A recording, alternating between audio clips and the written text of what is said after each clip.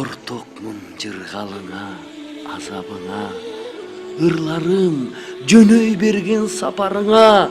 Силерди өзүм үчүн жазган жокмун, эл журттун арасында жашагыла.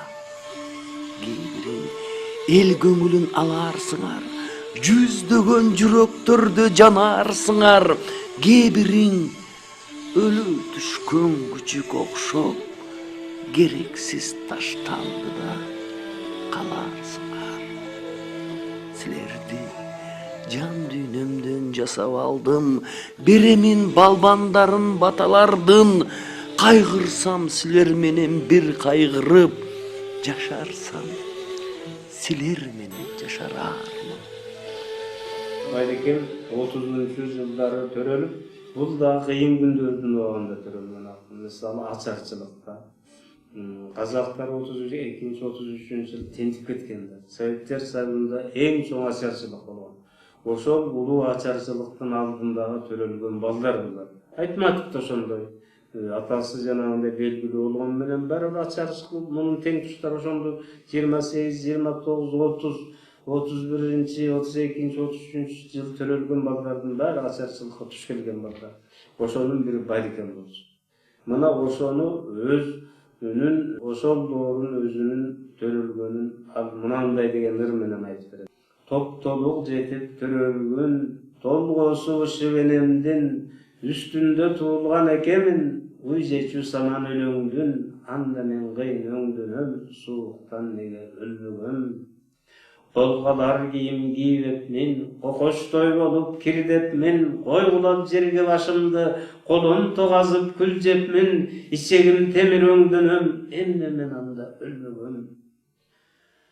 Чөөк атып сака өкчөсөм, кубанып атам кетчү экен, бир дагы оюнчугум жок, көңүлүм кантип өстү экен. Ойлосом кейип кетемин, баарынан кемчил экемин. Жетишпей жүрсөм мен анда, жетиштүүң азыр балама, ойногон оюнчуктары өзүнчө чакан араба, ойнойм дейм кошулуп, батпаймын бирок окуйт деп. Мына жанагы кайгынын ар жактан айтып келатканда жүрөгүң сыздап турат да, аягым уккандан кийин жанагы сыздаганың баары кетип калат. Мен киммин? Мен бир акын жаман сары, колунда коңдогон калем сабы. Энекем эптеп төрөп койсо керек, Кыргызда көбөйсүн деп адам саны. Мен киммин? Мен бир акын жаман сары, колумда коңдогон калем сабы. Кылган иш ырым менен кубансам дейм, Кыргызды кыргыз сүйгөн замананы. Барды көбүз ушундай тагдыр кошкон экен. Өтө көп жыл биргештер, бири-бирибизди жакшы билдик. Тиги окуп жүргөндө абдан көп сырдашчубуз. Анан ыр жазчубуз, ырыбызды бирибиз окутуп, пикирлер алмашчубуз. Ошондо абдан жакын жүргөн, эң бири-бирибизди жакшы көргөн, бири-бирибиз менен дос болуп жүргөн элек. Тагдыр ушундай экен, ошентип Байдылдан ажырап калдык. Байдылда эми ошол кыргыз адабияты, кыргыз поэзиясы үчүн чоң кызмат кылып кетти. Байдылда ошол мындан ары ушу кыргыз эли менен түбөлүк жашай бермек. Байдылда дүйнөдөн өткөндө мен ошол өзүмүн иним досум катары ыр жазганмын. Ошол ырымдын аягын окуп берейин. Кош досум иним Байдылда, созула турган сан жылга, экинчи узун өмүрүң турган кез күтүп алдыңда. Ыр жазган мөлтүр эң таза, болчусуң акын сен таза. Кылымдан аттап кылымга, кыргызың менен тең жаша.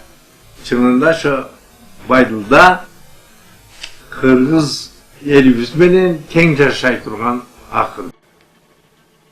Кыялым учкул болсо да, кырчын кез келбес самасам. Кыргыз деп ырдап жаш кезден, кыргыз деп карап баратам. Тойпоңдоп өскөн балачак, толгонуп келбес самасам. Тоолор деп толкуп жаш кезден, тоолор деп карап баратам. Байділда Сарноғаев аузын ашса жүрегі көрінетіндей қырғыздың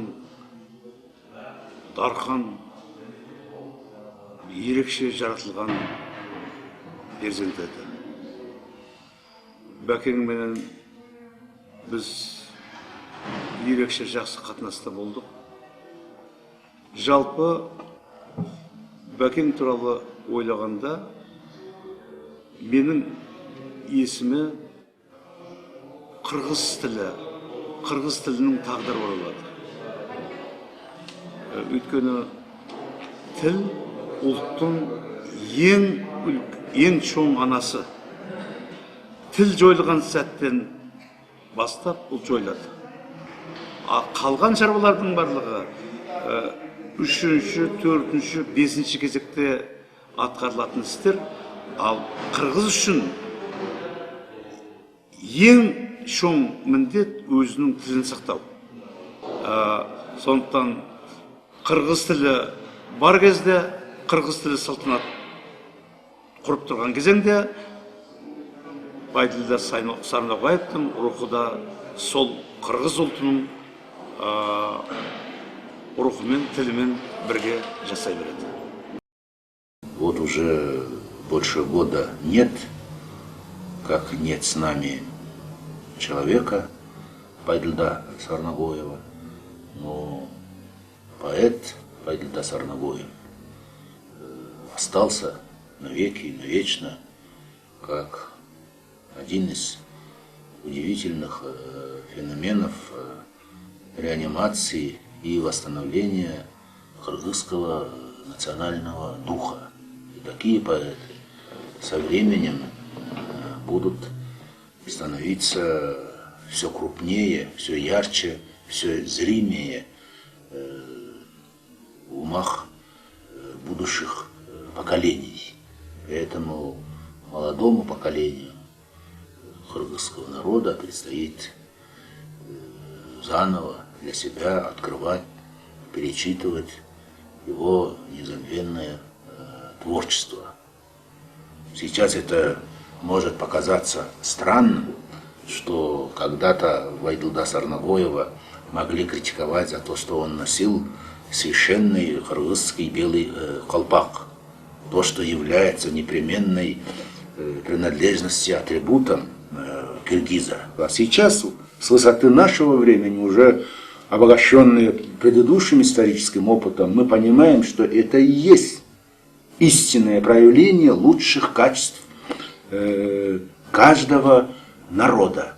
И чем крупнее поэт, творец, писатель, он тем сильнее воплощает даже в своем физическом облике, не только в стихах, не только в слове, вот эти лучшие качества своего народа. Байділда Сарноғаев никогда не был националистом.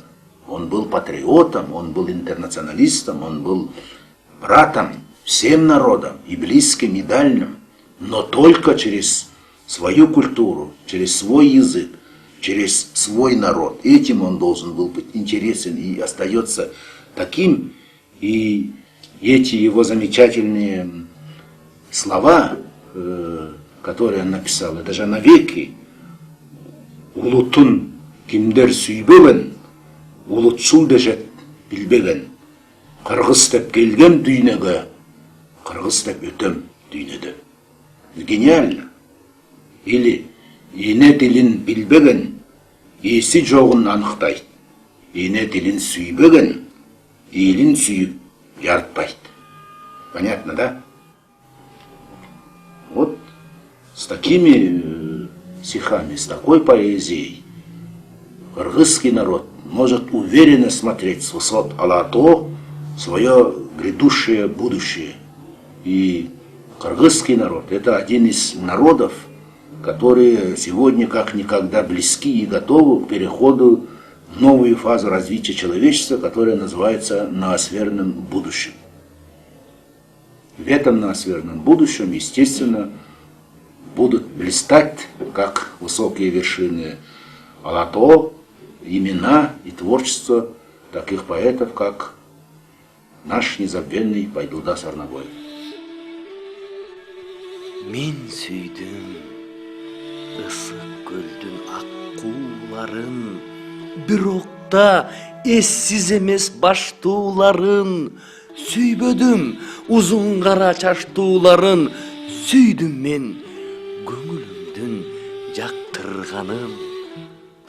Мен сүйдүм, мени чындап ада сүйдү, үйлөндүк, үйүбүзгө бакыт кирди. Ал акку ысык көлдө сүзгөнүндөй, турмуштун көлүндө да сүзө билди. Бул киши өзү мага бир да жолу жаман сөз айткан эмес. Даже экөөбүз бири-бирибиздин атыбызды айтышчу эмеспиз. Ошол эле жаш кезинен кемпирсем деп койчу. Мен бала төрөгүнүн балдардын атасы деп койчубуз. Ошондой бири-бирибиздин атыбызды вообще айткан жокпуз.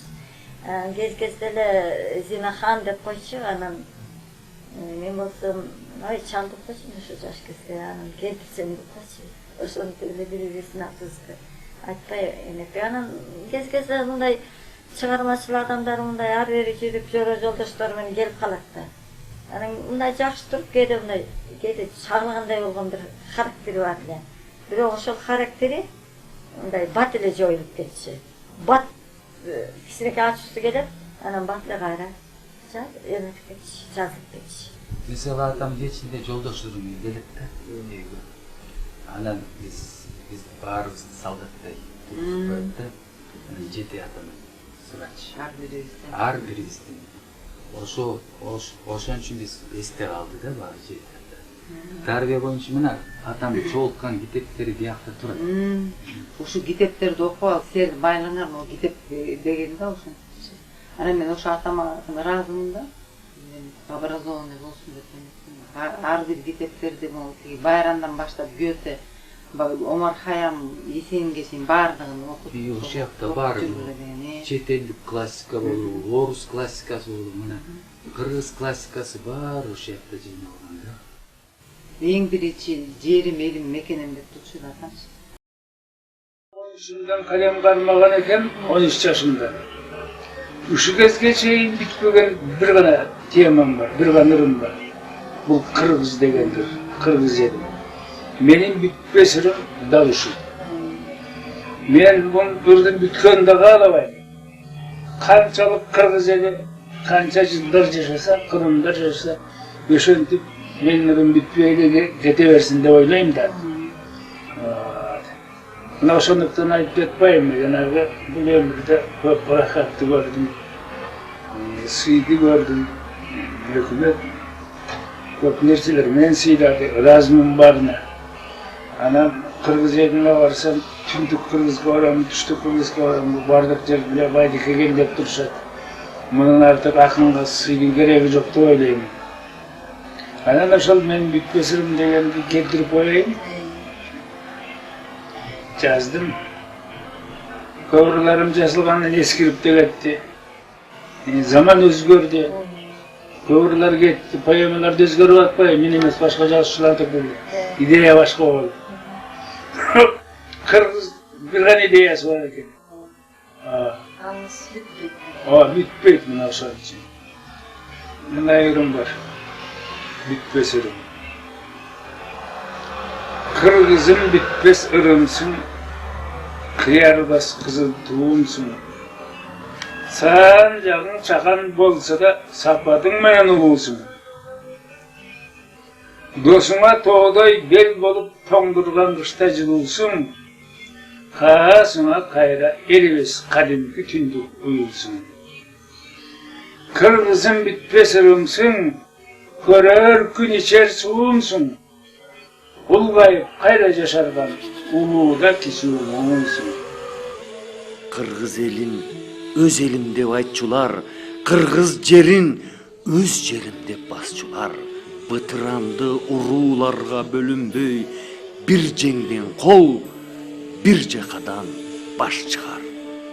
Узак мезгил сиңип келген сезимге, уруу керек чыгар кезинде, башыңда ой майдаланып баратса, Манас деген бабаң турсун эсиңде.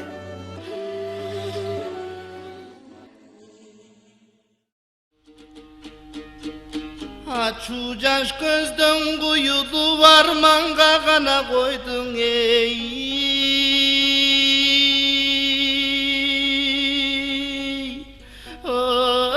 Буйруп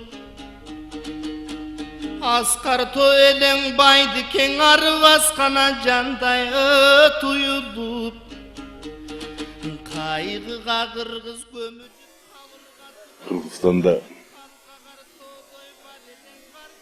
эки борборубуз бар. Бишкек шаары, Кош шаар. Бирок мен ойлойм, кыргыз элинин руханий дүйнөсүнүн борбору ушу Манас. Биз элди жакырчылыктан алып чыгабыз дейбиз да. Бирок руханий дүйнөсү жарды элди жакырчылыктан алып чыгуу мүмкүн эмес. Мынакей эми Байдекенин эл аралык сыйлык тапшырылат эми өтүп атат. Эскерүү кечеси өтүп атат. Мына ушул кечеге угуп атасыздар. Кыргызстандын 7 тубанынан эл келип атат. Келгенде дагы бүт чыгармачыл адамдар өзүнүн өнөрү менен, өзүнүн таланты менен, өзүнүн атын чыгарган эмес, кыргыз элдин атын чыгарган, кыргыз журтунун атын чыгарган адамдар ушул жака чогулат. Кээ биринде азыр бир саясатчылар мансап үчүн, бийлик үчүн элди бөлүп жабылып атабыз. Байдекеме окшогон адамдар мына кыргыз элдин башын бириктире турган күч ушул. Ошондуктан мен ойлойм, бул искусствонун майрамы, поэзиянын майрамы мындан ары да улана берет го деп.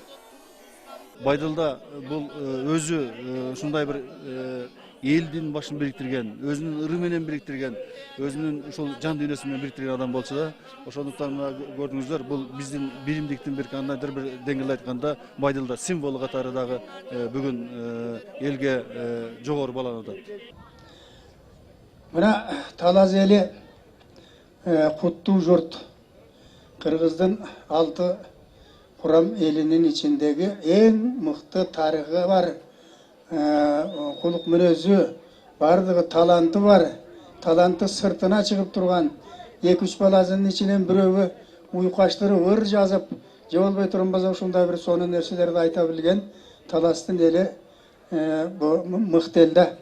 Мына Байдылданын эли аман эсен, Байдылданын эли аркасынан ушунчалык дүңгүрөтүп отургандан кийин Байдылда өлбөптүр. Себеби анын ырылары дагы өлбөс болуп жаралган өз заманында. Аны өзү эле айткан, менин ырларымы кийин көрөт, түшүнөт деп. Байдылда Сарнагоев улуу акындардан болгон. Бүгүн биз мамлекеттик улуттук идеология издеп, мамлекеттик деңгээлде изденип атабыз. Улуттук идеология бул биздин тарыхыбыз. Бул биздин тарыхтагы конкреттүү каарман адамдар. Мына ошондой биздин таянган акындарыбыздын бири Байдылда Сарнагоев болгон. Ал кишинин арбагын эскерип, ал кишинин чыгармачылыгын бир жолу эскерип, мына ушул жерге чыгармачыл адамдар жиналып отурат. Бул иш-чаранын бир айырмасы, бул мамлекеттик эмес, коомдук уюм тарабынан уюшулуп, коомдук ишкерлер келип мына ушул жерде катышып отурат. Бул башка иш-чаралардан мына ушунусу менен айырмаланат. Ал эми биз мамлекеттик деңгээлде мына ушуга окшогон иш-чараларды өткөрүп, ошондой эле мамлекет өз саясатында материалдык жактан стимул берүү жөнгө салыш керек. Байдыке, siz çok көчө болбой калат экен, Бишкектин көркү кетип калат экен. Сиз нары бери басып турчу элеңиз. Базарга барчу элеңиз, базардын да көркү жок десем, минтип айтты да, баягыл эмес, ал жайым, балдакчан болуп алгамын. Батальон тарап жок болуп, базарга барбай калгамын, деди да. Анан мен дагы жаза калдым. Чот каккан менен жашыңыз, чокудан бийик башыңыз. Чоо жайды сурап койбогон чоңдорго жокпу датыңыз десем, Байдыкем телефондон айтты. Чоңдорда ачка тойсунчу, чоң ичип, чоң жеп, оңсунчу, чокою күндө жыртылган чоң кыргыз аман болсунчу деди.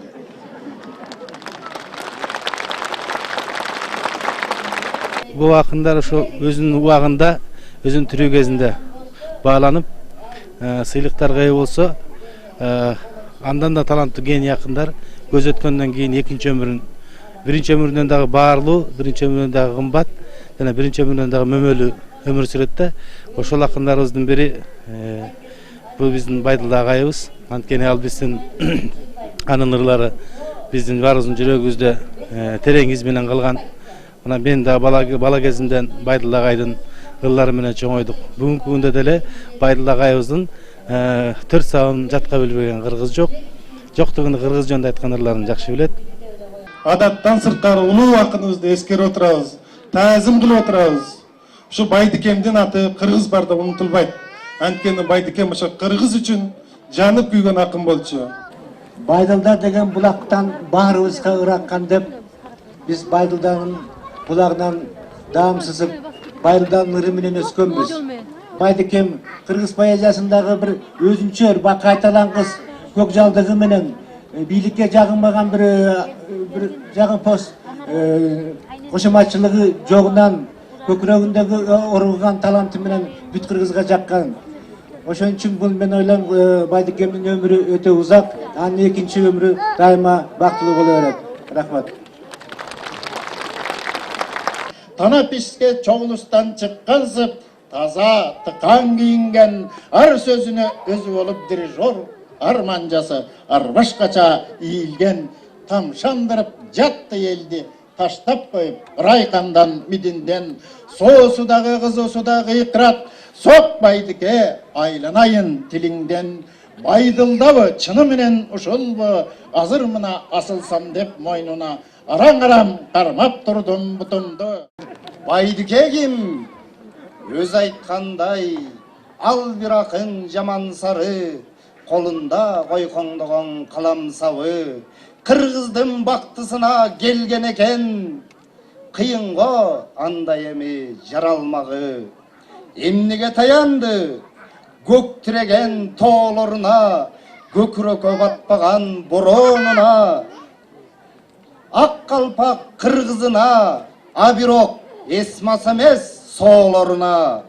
Кыргыз деп өткөн дүйнөдөн деп өзгөчө айтылды ошо Байдыкемдин башында.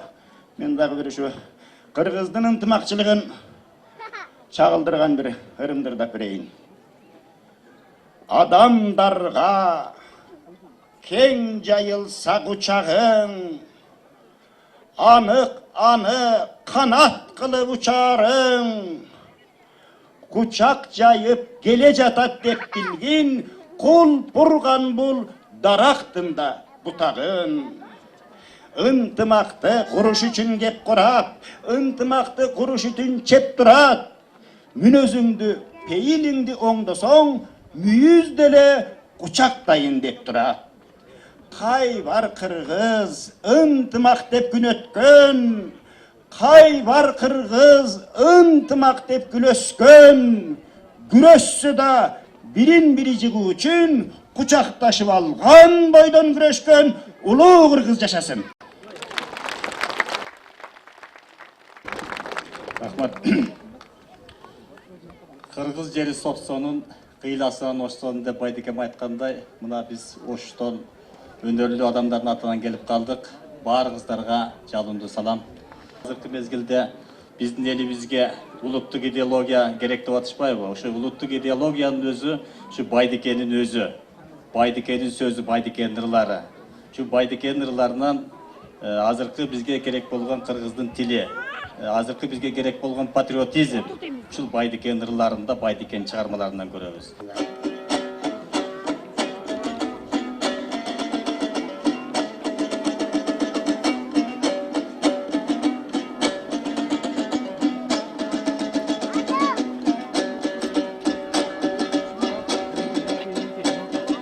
Tuğulgan jeri talas deyt, tüvatası manas deyt. Kurusu olot kuşçu deyt, uğuldarının mıktı deyt.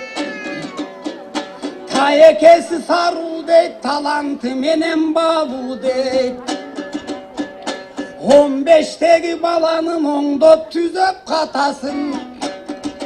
Biri karmap tuyağın, biri kakıp bakasın. Bizim menen ıraykan mıhtap erip batasın. Salgan eken jarışka sarını koydun sakasın. Bilinbegen bar jogu bir gezdeki javaga. Bayge verbes tap takır, anam buğdan çıktı saralan.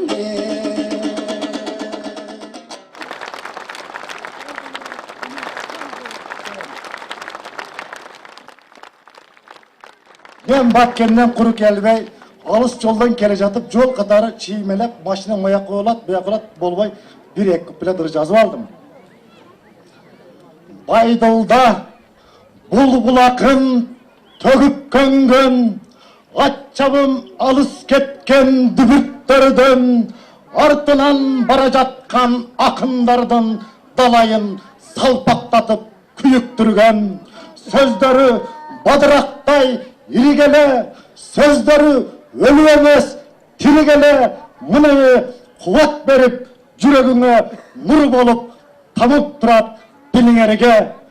Batkennin jegen şirin örgünen, tatıgan anandağı bölөгүнөн, esinde köpke kıylap, şolaktogan, ukkanda, cansızdatkan ölümünön, balban söz Байдылдадай buyuklarının bağlı ol pikirin uğup kaldım. Köptörü erçip жүрüp joğa düştü. Tizginin basmayılın kuşkarın.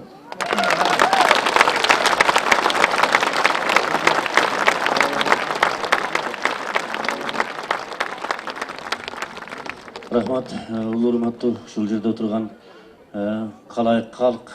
Бүгүнкү күндө биз өтө разыбыз. Ушинтип уюштуруп, атабыздын арбагына багыштап Куран окуп, анан могул жерде чыгармачыл инсандардын башына топтоп отурган инсандарга боке сизге чоң рахмат. Калган бир чыгармачылык кишилерге дагы рахмат. Анан айтарым, Байдылда атабыздын жаткан жери жайлуу болсун, топурагы торко болуп, арбагы бир иштин төрдө жүрсүн. Бар болуңуздар, рахмат сиздерге. Байдыкем кайтыш болгондо Кыргыздын өзүнүн салты менен ошо Байдыкемди жоктоо ырын, кошо ырын жазган элем, ошону окуп берейин. Кыргызга акын туулган, кыйырга аты угулган, кайгыга чөгүп турабыз, кыйкырсак таппай туурунан. Энеден акын туулган, ыр көлүнө жуунган, эл сүйгөн элдик акынды, учурдук алтын туурдан. Улутун кимдер сүйбөгөн, улутчул дешер билбеген, улуттук улуу акынды, учурдук жалган дүйнөдөн. Кыргыз деп ырдап өмүрдөн, кыялга терең чөмүлгөн, кылымга бийик кыйкырып, кыргыз деп өттү дүйнөдөн.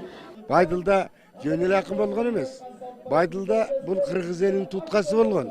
Себеби Байдылданы окуй келсең, мунун ырларында биздин экономикага, биздин турмушубузга, үй бүлөбүзгө бардыгына салым кошкон адам.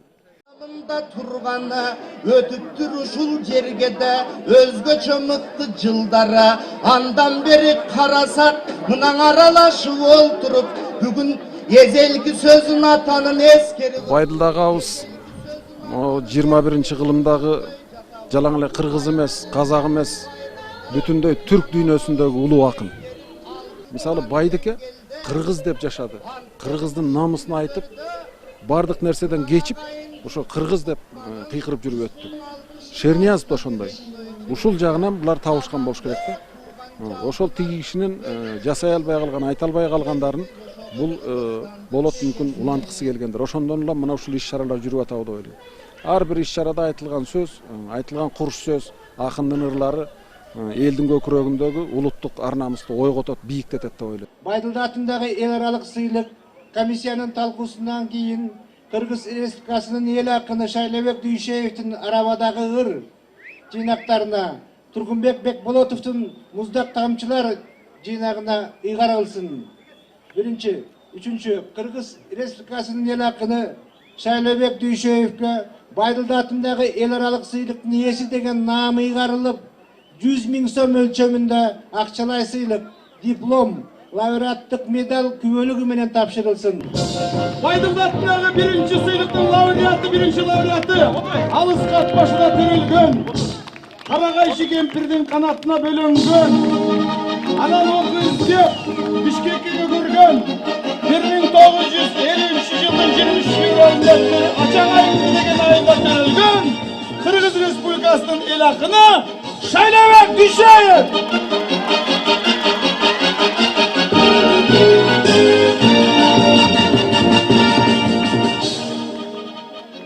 Жетимен кайрымдуулук фонду Кыргыз Республикасынын эл акыны Шайлебек Дүйшеев Арабадагы ыр жыйнактары үчүн Байдылда Сарнакоев атындагы эл аралык сыйлыктын лауреаты деген наамга татыктуу болду.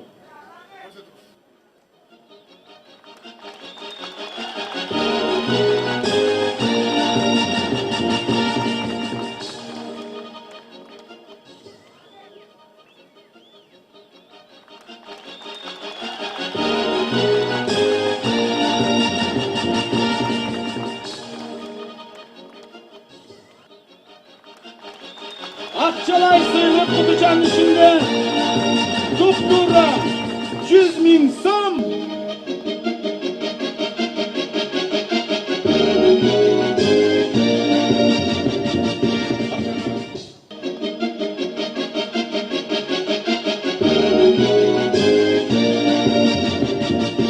Жетимен кайрымдуулук фонду Акын Тургунбек Бекболотов Муздак тамчылар жыйнагы үчүн Байдылда Сарнакоев атындагы эл аралык сыйлыктын лауреаты деген наамга татыктуу болду. 1966 Грозный орто мектебин бүтүргөн, 75-жылы мамлекеттик университеттин филология факультетин бүтүргөн, эмгек жолу чабан, жумушчу, апрель айында мектепте мугалим, райондук кезитте кабарчы, бөлүм башчы, редактордун орун басары, партиянын райкомунда нускоочу, Кироватта колхозда парктор. 1985-жылдан ушул күнгө чейин Карабур райондук Карабур кабарлар гезитинин редактор болуп иштейт. Биринчи китеби 1997 чыккан Көз караш деп аталат. Экинчи китеби 99-жыл Чарчаган кылым. Үчүнчү китеби 2003-жылы Муздак тамчылар. Демөөрчүсү Болош Шерниязов. Кыргыз улуттук жазуучулар союзунун мүчөсү. Кыргызстан журналисттер союзунун мүчөсү Бекболотов Тургунбек Айткулуулу.